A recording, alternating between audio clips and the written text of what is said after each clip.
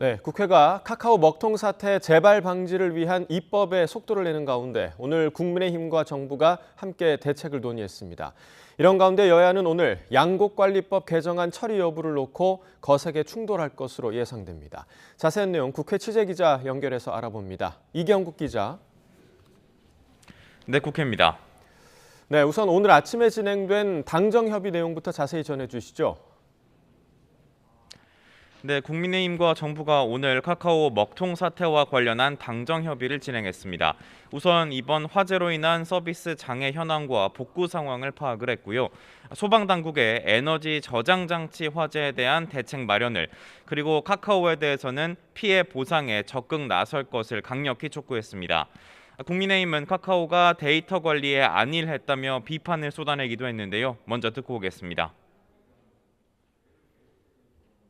국민 10명 중에서 9명이 사용하는 카카오가 이렇게 부실하게 데이터를 관리하고 재난 대비를 하지 않았다는 데 대해서 경악스러울 따름입니다.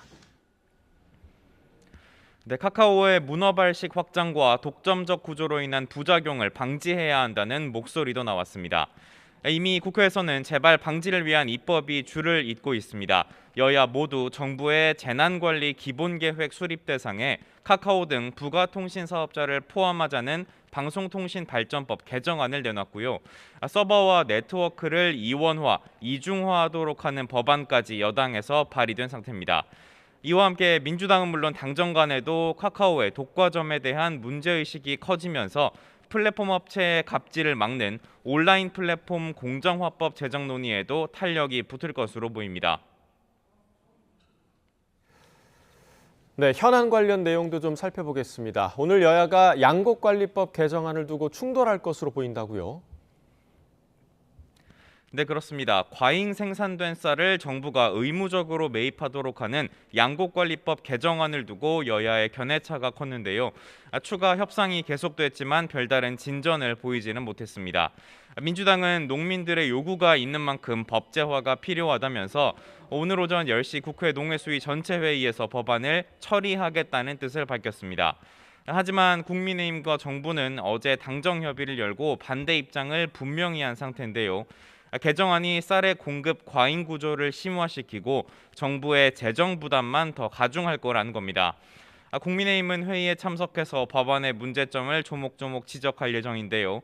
이에 따라서 오늘 농해수위 전체 회의에서의 거센 대립은 불가피해 보입니다.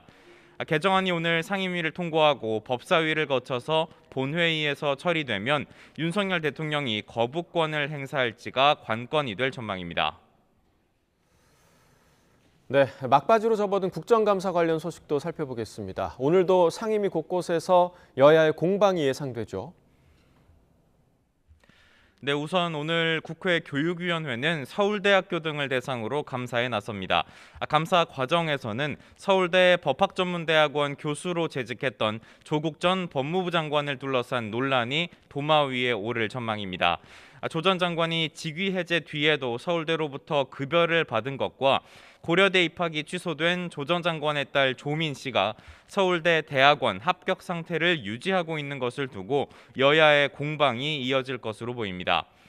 이와 함께 국회 기획재정위원회는 오늘 한국수출입은행 등을 상대로 감사를 진행하는데요. 한국수출입은행이 최대 주주로 있는 한국항공우주산업의 한화 매각설이 제기된 것과 관련해서 윤석열 정부 민영화 논란을 둘러싼 신경전이 계속될 것으로 보입니다. 지금까지 국회에서 전해드렸습니다.